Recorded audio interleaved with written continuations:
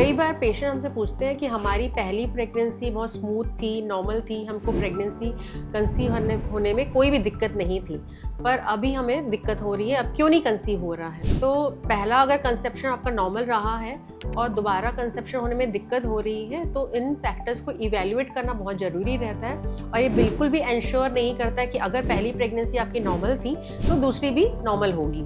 तो अगर secondary infertility हो रही है, मतलब सेकेंड प्रेगनेंसी कंसीव होने में दिक्कत हो रही है, तो हमको कुछ फैक्टर्स इवैल्यूएट करने रहते हैं, क्योंकि फीमेल की बॉडी में बहुत सारे चेंजेस हो रहे रहते हैं। जैसे उसकी उम्र बढ़ रही होती है, वेट बढ़ रहा होता है, एमएच कम हो रहा रहता है। तो एमएच बहुत ही डिसाइडिंग फैक्टर रहता है आपके एग की क्वालिटी का, और इसके कारण भी इनफर्टिलिटी होती है। गर्भाशय में चेंजेस हो सकते हैं, जैसे फाइब्रॉइड है, एडिनोमायोसिस है, पॉलिप्स है, या इंट्रायूटेराइन एडिशन, वो भी एक कारण हो सकते हैं आपके सेकेंडरी इनफर्टिलिटी का। अपार्ट फ्रॉम फीमेल, मेल भी रिस्पॉन्सिबल हो सकते हैं सेकेंडरी इनफर्टिलिटी का।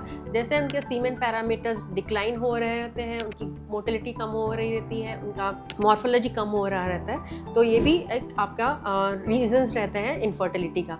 तो आप याद रखिए, कभी भी अगर सेकेंड प्रेगनेंसी होने में दिक्कत हो रही है तो सही टाइम पे इवैल्यूएट करना और गाइडेंस लेना आवश्यक होता है। धन्यवाद।